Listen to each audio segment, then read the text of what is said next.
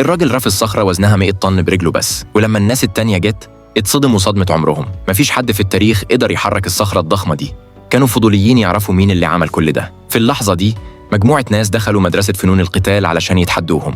الراجل كان عايز يقاتل باسم المدرسة، بس المدربة منعته. كل الناس كانت فاكرة إن الراجل ما عندوش أي قدرات، فكانوا دايما بيستقلوا بيه. بس هم ما كانوش يعرفوا إن مفيش حد في العالم يقدر يقف قصاد الراجل ده. من 3 سنين ولما كان عايز يبقى أقوى مقاتل، الراجل هزم عدد لا يحصى من الخصوم، وعلشان كده ناس كتير أخدوا عليه موقف. وفي يوم من الأيام وهو بعيد عن البيت، مجموعة ناس هجمت على بيته، واللي تسبب في تغير كبير في عيلته.